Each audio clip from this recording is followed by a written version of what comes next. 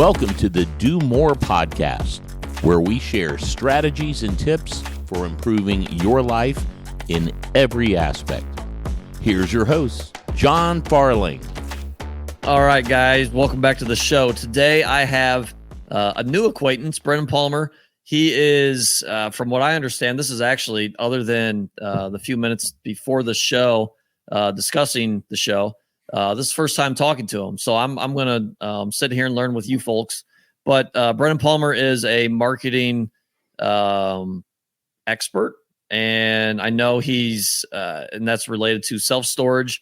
I saw him post something in a self-storage forum on Facebook about, hey, what was it? It was how to add a chat bot to your self-storage website.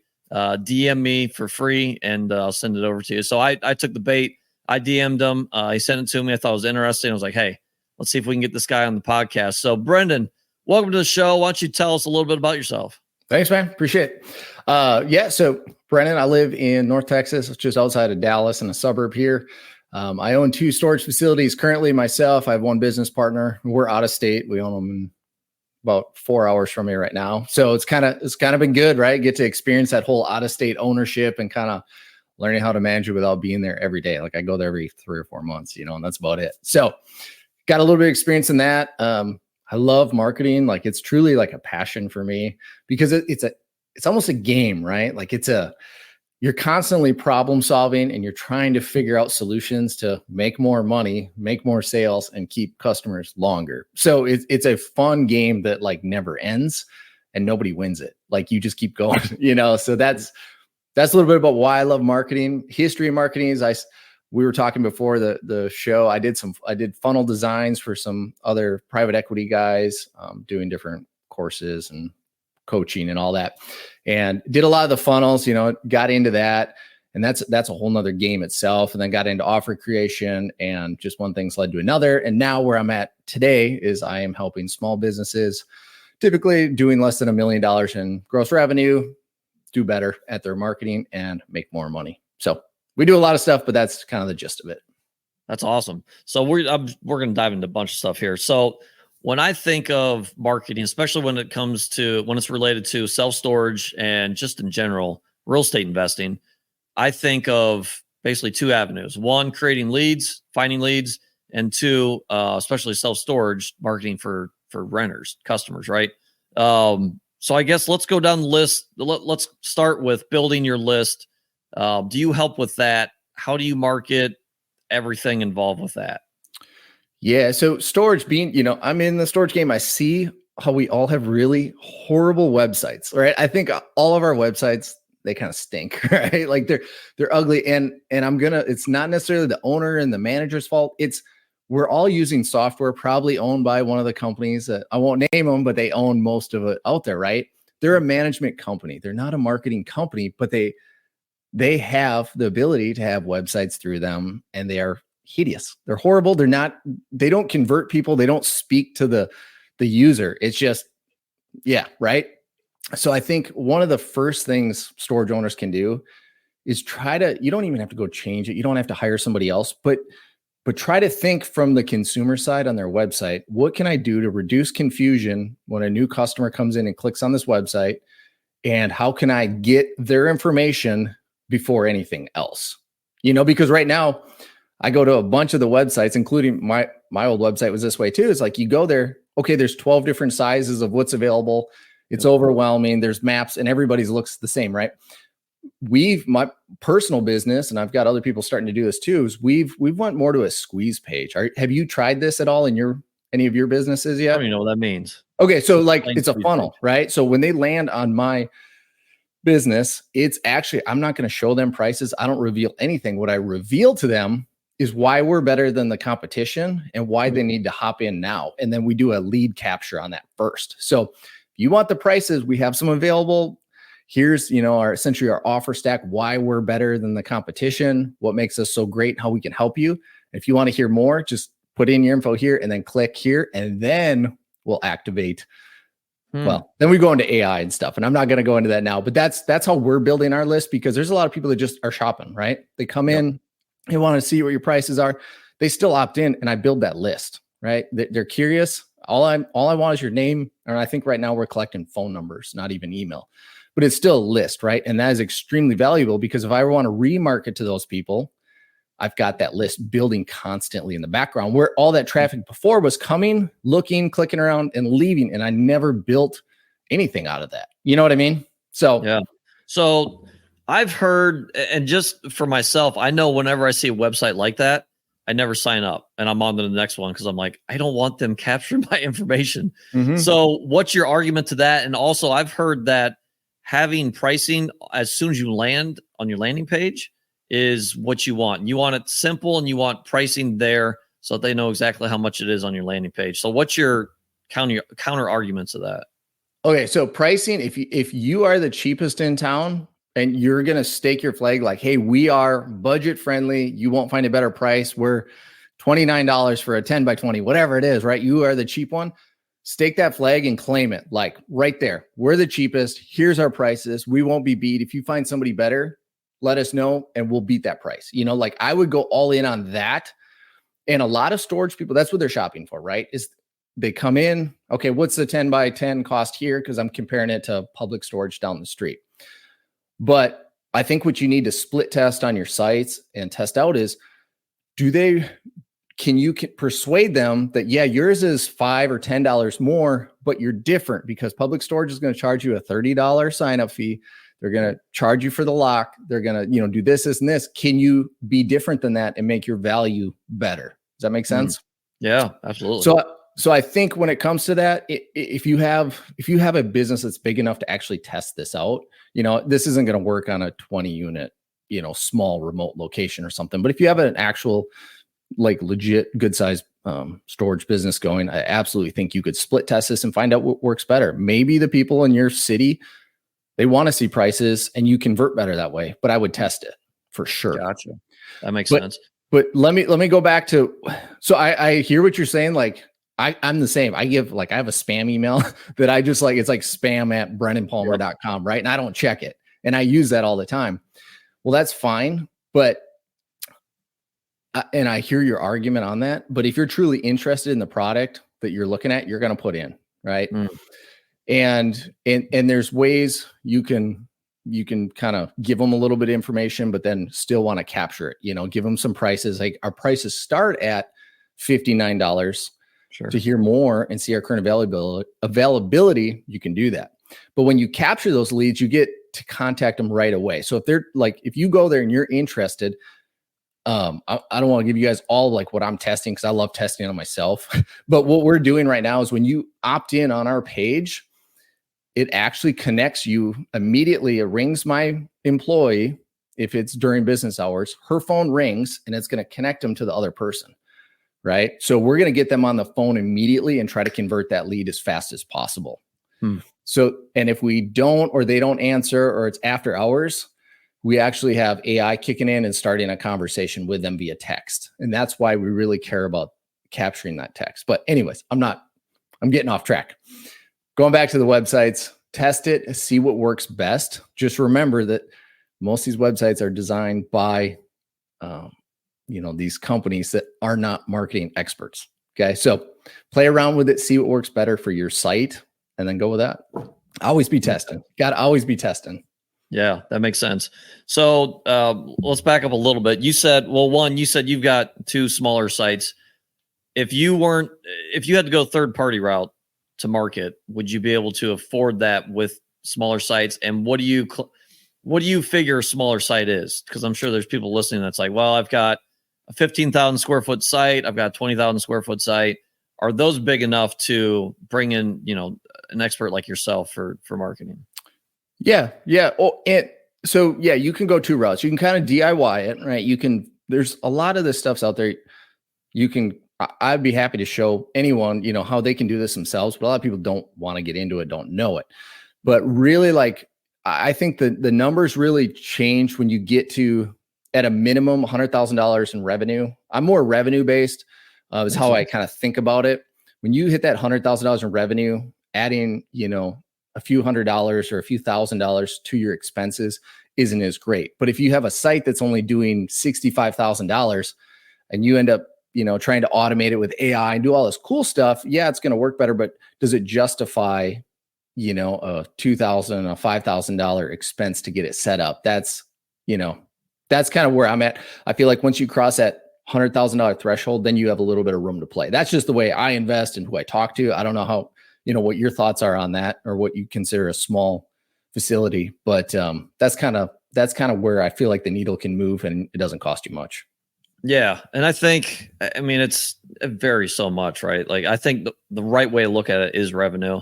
And more than likely, because that side, $100K a year, you're probably looking at what? Maybe a 15,000 square foot site, maybe, depending, 15 to 20. So yeah, you should be able to, and really when you're underwriting deals, you should have a number in there. Maybe not necessarily for third party marketing, but you need some money in there for advertising anyways. Go ahead. So advertising, so that's like its own branch of marketing, right? Like we get all these cool automation systems, but then all of a sudden, it's so market dependent that advertising, I'm sure you see it in your locations. Some people are running Sparefoot, some people are using Google Ads, Facebook. It is so different market to market. You can acquire a customer for $50 on Google, in some markets, but you come here in Dallas, you're going to spend $300 on Google to acquire that customer.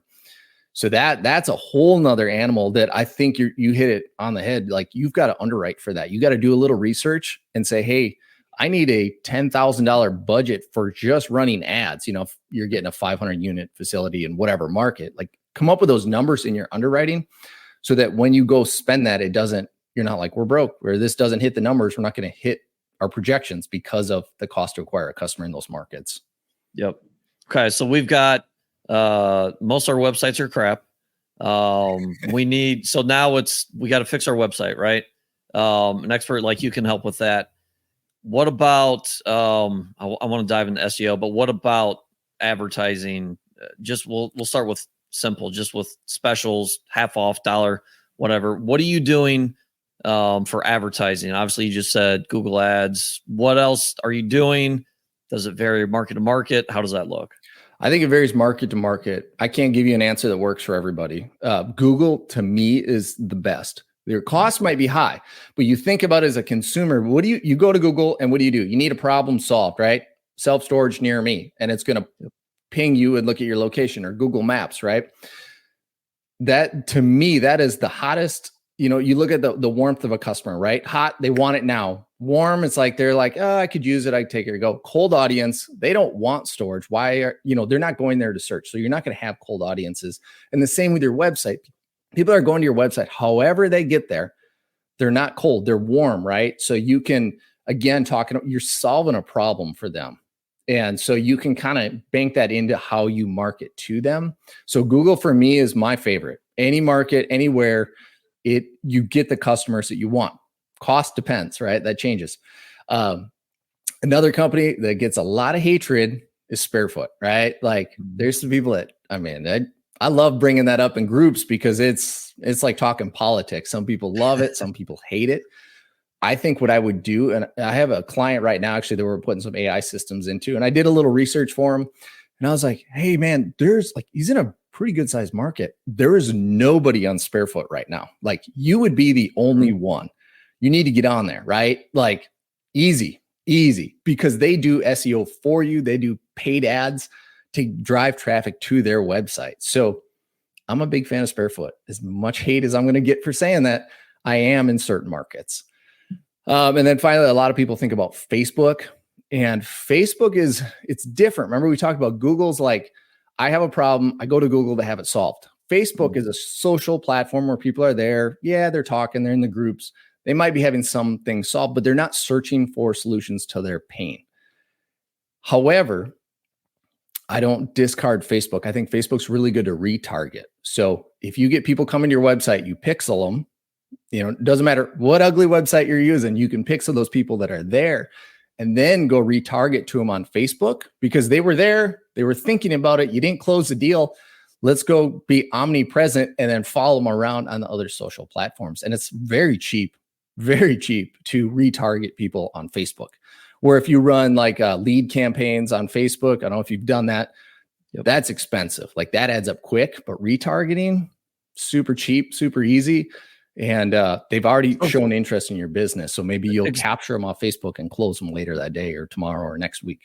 So explain that really quick. What do you mean by retarget and pixel? And okay, so I know like this much about marketing. I do my own marketing, which is probably bad, but my guess is a lot of people probably don't understand what that means. Yeah. So what I would do is if you haven't done this, create a Facebook pixel through like their ad account or whatever. You can hire somebody on Fiverr to do all this for you too. Get that. It's essentially a code that goes on your website. And when somebody comes to that website, you know how you search for something and all of a sudden you see it everywhere? It's because they're tracking you, right? You pixel them. You track them from your website, and then you go back into so I come to your website today. I log in, log out, or I look at it, I leave. Now, if you pixel me this afternoon when I'm on Facebook, all of a sudden I'm going to start seeing johnstorage.com everywhere. That's weird. Well, maybe I should buy that one or book the one now, right? And then all of a sudden I come back in. It's very cheap to retarget somebody on Facebook, relatively cheap compared than going after a cold audience. So that's where I think Facebook's very beneficial. I know there's some people that I've talked to, they've had good success just running regular campaigns on Facebook.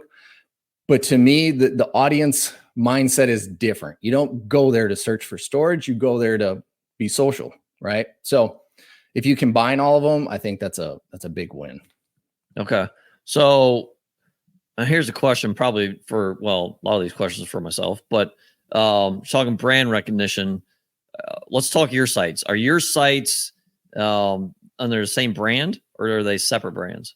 Yeah, they're the same brand. Okay. I'm one of those people, like, I love helping people set up their brand stuff, and I have like the ugliest ones and stuff. Like, it's brand is a long-term play, right? Like branding, if you're going to build a brand and go nationwide with it or even regional, like that's important.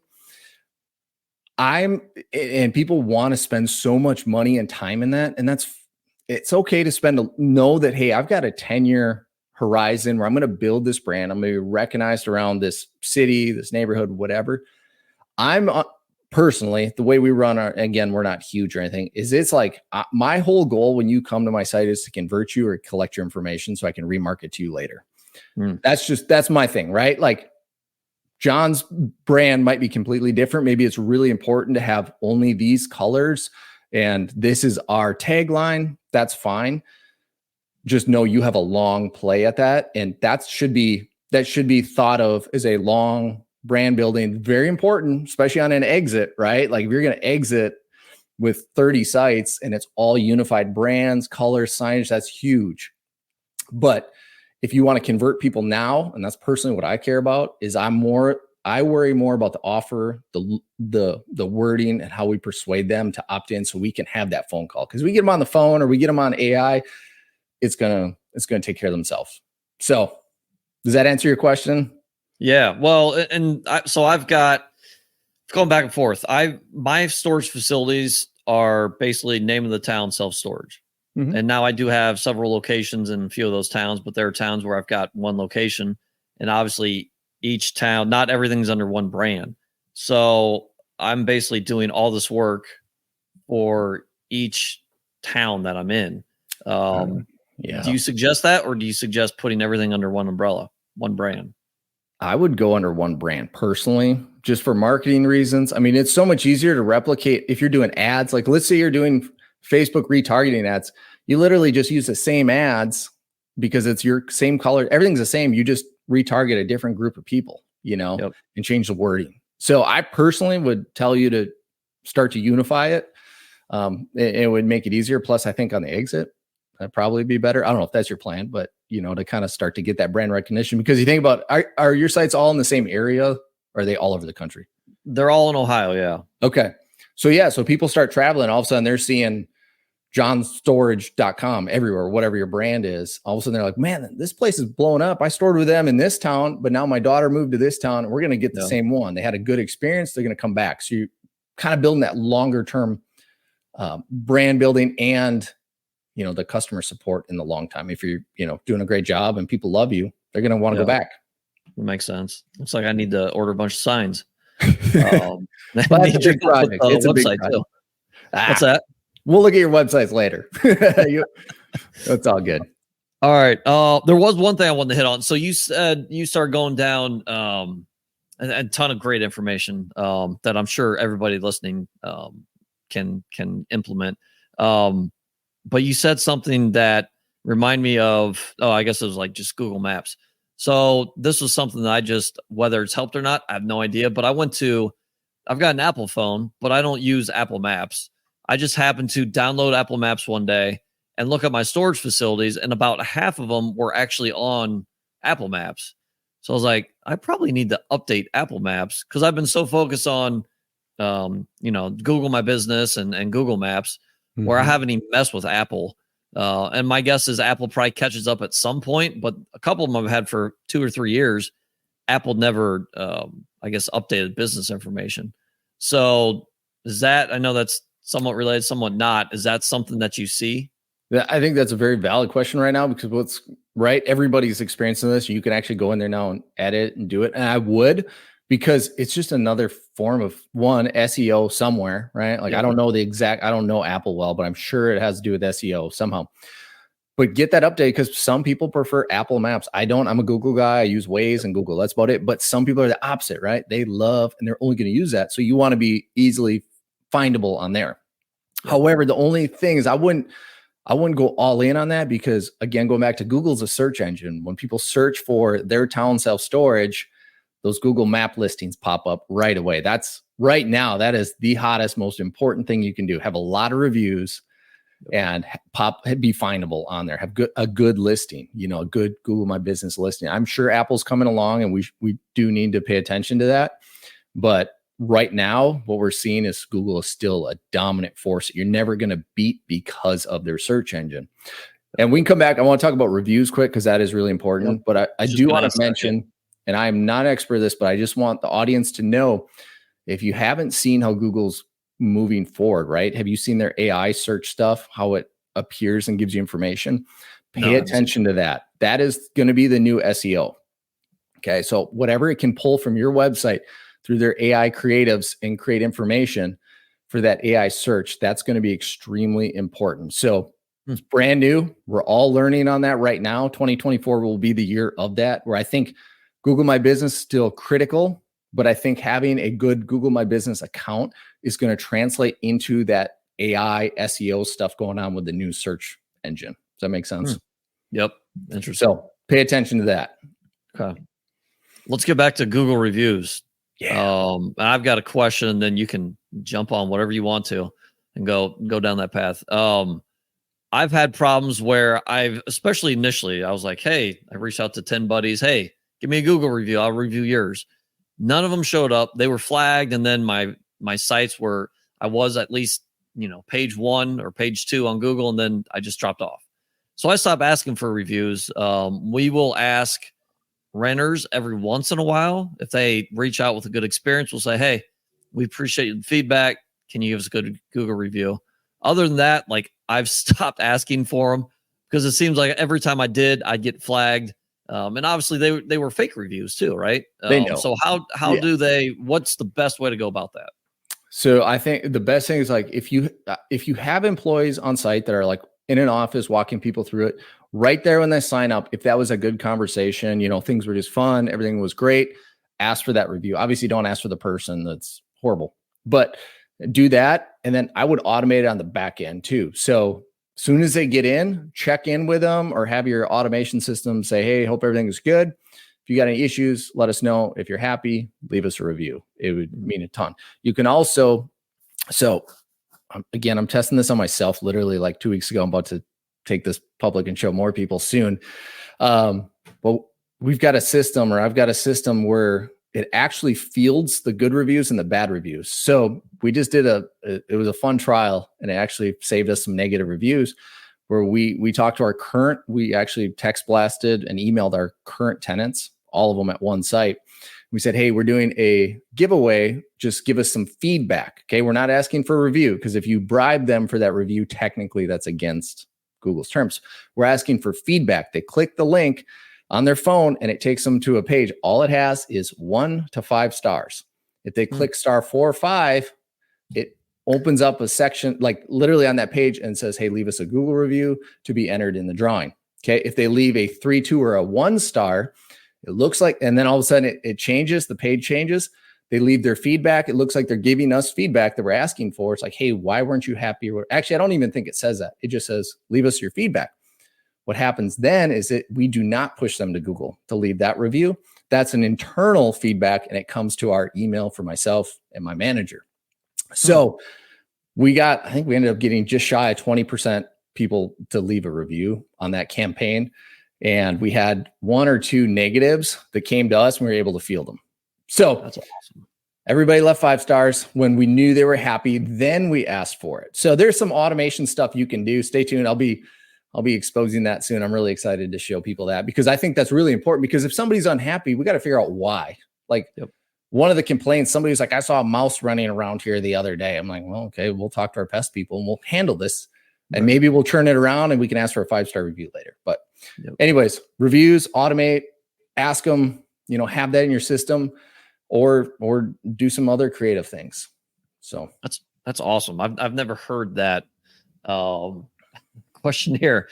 If you're a 3-star and under, you're going to the trash basically, and 4 or 5 you're getting posted. That's awesome. I've never heard that. Yeah, and it doesn't violate Google's terms of service, because we're not bribing them for that. We're just literally asking for our own business, and then when we're happy, we make a second offer to them. They don't have to go to Google, but it just automates them right into it. So it's kind of cool. But do what works for test stuff. Again, test it. I've tried bribing our tenants with it. Actually, I did this over the summer.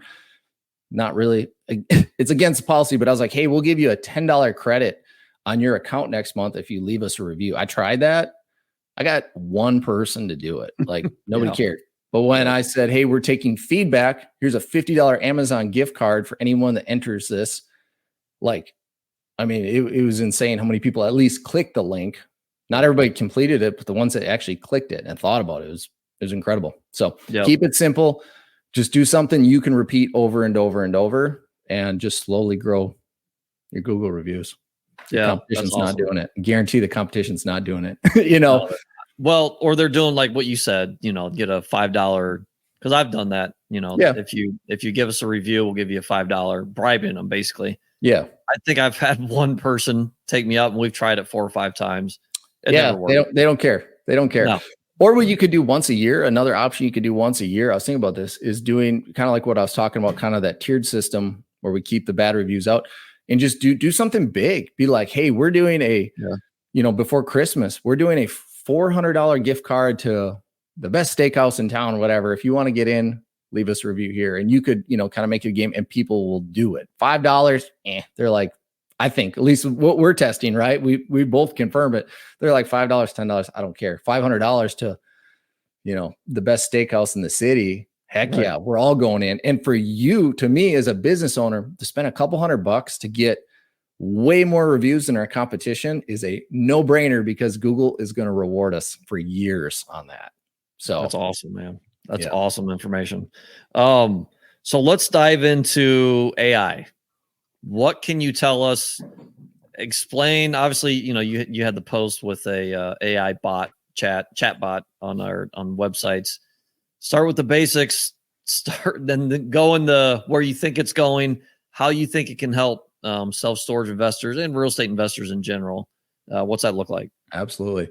So there's a lot of things coming down the pipeline, but what's available today, and pretty much everybody can implement it no matter what your website is the first thing, and I've done videos on this. First thing, before we even get to AI, is get a chat widget on your website. Okay. So people love texting. I was actually talking to my manager this morning. She's like, everybody texts me now. I hardly take calls. I was like, perfect. That's what we want. Right. So first thing I want to talk about is get a chat widget on your website, because it will blow your mind how many people come to an ugly website. They see that chat widget and they want to text with you, or they want to message with you. And the best way you can do that for free today is using Facebook's Messenger. It's like a really simple code. I don't know if you've tried it. It's awesome. So you put that on your website, boom. Now you're communicating with the generation that doesn't want to pick the phone up, right? Yep. Phone's going away. The phone is going to be the fax machine in 10 to 15 years. Everybody wants to message. So that's the first thing. Before we supercharge it with AI, I just want somebody to get something useful out of my conversation. Put that on your website. It'll be awesome. Okay. So people love messaging. People love texting. We know that's coming. AI is really good at that. So let's say, for example, you put that Facebook Messenger chat widget on your website. We can now integrate conversational AI with that, like super easy. I program it for your location, or a bot engineer does, whoever does. And then they connect it to that. And then when I come to your website and I say, hey, are you open on Christmas? And all of a sudden it's like, hey, what's your name? Oh, it's Brennan. Hey, cool. Nice to meet you, Brennan. Yeah, we do have hours open on Christmas. Here's what it is. Or when I say I want your prices, like I'm going to have that text conversation with that bot and they will not know it's a bot. Okay. I've got proof of this in my own business. People are like, oh, thank you so much. I'll see you Friday when I come in to get my lock or whatever. They have no idea this is a bot. Like it's that good today, and it's going to get better. So that's one really easy way to integrate AI is a conversational bot on your website. The next thing you can do, and you're going to see this year, mark my words, the like 24-hour tech support on a website. So instead of send us a message and we'll get back to you and have that conversation, they're going to pretend like they need support, or the customer thinks they need support. So they're on your website, they're not calling you, and they're like, hey, yeah, here's my name, my email. And then they're like, hey, I'm trying to figure out how to pay my bill. And that bot's going to have a customer support conversation on the website. You know what I'm saying? So it's not going anywhere else. It's not on Facebook. It's like right there. And it's just AI having that conversation. It knows your SOPs, it knows your links, it knows your business. And it's just going to be a 24/7 human on your website having a conversation right there.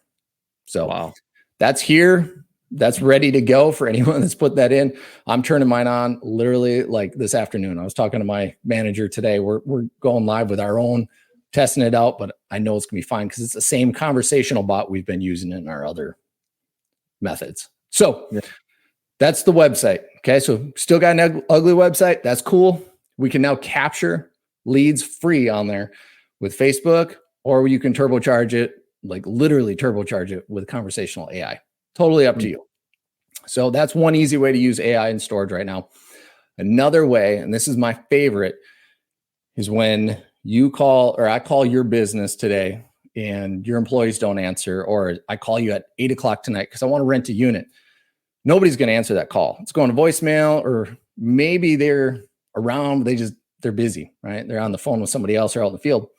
Well, what we've done now is this really, really cool thing where when it comes in, it notices, hey, that call didn't get answered. It immediately texts me back. Did you play with this bot, this ringback responder that I call it? Have you tried that, John? I have not. Okay. I'll get you the number to call. So I have a demo bot set up. Oh, cool. But literally you call it, nobody answers. By the time you put your phone down, you've got a text message in your hand. It says, hey, thanks for calling John Storage. We're a little tied up. What'd you need? So it's like, when you call a friend, right? And they text you back like, hey, I'm tied up. I'm in a work meeting. What's up? Yep. Right? It's the same thing, but it's from a business phone number this time. Wow. So that response comes in, and me as a lead, or even as a current tenant of yours, I have a problem. I called you for a reason. I either need space or I need to pay my bill or whatever it is. All of a sudden, then that bot goes in and has that conversation through text messaging. And it's awesome. This is to me, this is the biggest win for storage, because I don't know about you, but like I bought my first facility in 2020 and I was shocked how many people still call to rent and pay bills and do all I'm like, you've got a phone that can do anything, like get on your phone and use the website, but nobody does. They do, but a lot of them call still. Yep. That's just where it's at. I don't know. We try to direct people to our website as much as possible. People still call. So this is a huge, huge win for storage investors, because you can convert those people quick. If I needed a unit and it's 7:00 at night, well, the office closed at 5, but the gate hours are open till 9. That AI bot will still walk me through how to sign up, what the gate hours are, answer all my questions, and close me through text conversation. And they don't know it's a bot. I'm telling you, man, it's crazy. It's really cool. So I think that if I was to advise anyone, where should I put my time and effort right now? It's that, because a couple weeks ago, I was sitting, it was 8:00 in the morning. I think it was like a Friday morning. I'm sitting playing with my kid in the living room, just doing our thing. My phone buzzes and I see it's ESS. That's what I use. was like, oh, somebody just rented a unit, it's 8:45 or whatever. I'm like, cool. Well, I know my manager's not answering the phone yet. Nobody's answering the phone on a Friday at 8:00. So I was like, let's see if AI did this one. I went back, and sure enough, it was like, it walked him right through, answered his questions, sent him the link to book. He bought the unit he wanted, and he was in, right? So AI takes care of everything. Just had that happen again yesterday. It was awesome. It was after hours, walked it through, booked somebody on their way. So it's pretty cool. So that's where AI is today. Now, AI voice, man, we need to have a talk again at the end of this year, because I think AI voice, I think you're going to call, and all of a sudden, when I call your storage facility, I'm like, hey, I need a unit. I'm going to have a conversation with somebody, and I don't know if they're human or not. I probably think they are. I'm sure you've seen some of this AI voice stuff. It's really good. Doesn't replace humans still, because there's those times it's like kind of gray, and we need human logic to jump in and say, no, we absolutely will not allow that, or yes, we can do this stuff. But 99% of the time, these bots can make the right decision for storage, right? Storage is pretty simple. Yep. So that's what's coming. No, that's crazy. Yeah. And that was going to be my next question was AI voice. So when it comes to chat bot or even the text back, the AI text back, do you have to fill out something that's like, okay, here's our hours, here's simple answers to simple questions about locks or whatever? Do you have to fill all that stuff out, or what do you do to? Yeah, we train the bot. So it's awesome. We could like, if I built you a bot, we could make it be an absolute jerk to your customers, or you can make it the nicest, sweetest sounding old lady ever. So first you kind of start with the personality, the tone of it. And then, then essentially you train, it's like an employee. Okay. It's like if you sat down for 3 days with a new employee, you said, hey, you're going to have this cell phone and you only text people. Let's just say, now I'm going to teach you everything about my business. Here's the website. Here's the hours. Here's, our policies, right? That would take a couple of days with a normal person. When you're training an AI bot, it's a little bit faster. What you can do is scrub websites. So we'll send it out to actually learn your website, learn your information, and it gathers that. And then we add on to that. And then we train it, which is really like you would have a conversation with it and run it through the ringer. Like we would do that and be like, oh, that's a bad answer. Let's fix that because our policies aren't that way or whatever it is. So that's the biggest hurdle to getting all this going, is training that bot and having the tools in place. Like that's not really something right now that you can do it, but you're going to struggle. Right. So that's why you need somebody that's a little bit more of an AI bot engineer to go ahead and spend a week or two programming these bots, and then you're off to the races. Yep. Well, and it sounds like you've done that, or at least starting that, and I was going to make a point of this is me as a storage owner, my strength is finding deals and underwriting deals. My strength is not marketing. I do a little bit, but the more time I spend in doing that, I'm losing out on leads. So I would suggest, finding an expert like yourself, a third party to handle these things. And it's good to learn a little bit, but for me to learn all this and implement this day to day, to me, to me, I gain more traction having someone like you, a third party, doing that work. And it sounds like as you go forward, you're training your AI bot to where you can plug and play with someone else. Like if I came to you. Yeah. Right? So yeah. I'm not just using my own now. We've got a couple actually are going in play that started the end of the year. And then obviously we've got a couple more ahead of us here early in the year that we're putting into play in other businesses. And one actually, client of mine, it wasn't supposed to be on. We had trained it, but he wanted to wait for a certain time. And I actually left it on, and it started having these conversations with his calls that his employees were missing and stuff. And I was like, I reached out to him. I was like, oh, hey, I see you turned it on. He's like, no, I never turned it on. I was like, oh, well, it's running wild, like in a good way. Like it was crushing it. It was like helping all these people out and stuff. And I was like, well, that's good. It blew his mind. He's like, wow, that was way better than I expected. So yeah. That was the voice or the text? The text. Okay. Yeah. Yep. It's amazing. I'm telling you, man, it'll blow your mind when you see how many people call and don't get that call answered and want to have a conversation through text. Like everybody is texting now. It's crazy. So I guess I want to say something quick. If you, whoever you work with, or if you want to figure this out on your own, one thing anyone can do this year to do better at their storage business is get a textable number. Like, even if it doesn't have AI supercharging it and having conversations, as long as it's textable and you can get back to them within 30 minutes or whatever. Obviously, the longer, the worse, but something, because people are texting nowadays. Like, it's just it's pretty incredible how many people see a number on a sign and text it instead of call it. Right. Yeah, that's a good point. And truly, I need to implement that, because we use CallRail that goes to our call center and then goes through our software. And we check it a few times a day, but we're not getting alerted that we're getting text. So we probably need to update that. Yeah. So are you able to monitor your percentage of answered calls and missed calls and stuff like that with your software? Yes. Awesome. Yep. And that makes a big difference too. You're like, man, we're missing a lot of calls. We're not missing many. We're doing good. I love that metric. Yep. And a lot of people are running landlines, and you have no idea with a landline. Yep. Yeah. Yeah, exactly. So this time has flown by. My mind's been blown about. I knew a little bit, but this has been awesome information. What haven't I asked that would be beneficial? What I miss? I think so. Yeah, all this stuff is really cool. But if you're smaller, I know you said you're like, for you're chasing leads for the next deal or whatever. You don't have time to go do all this. One thing I think a lot of people that are still trying to do their own marketing, and I think social media and blogs are still important. Some people disagree with me, but that does have a play in all of this.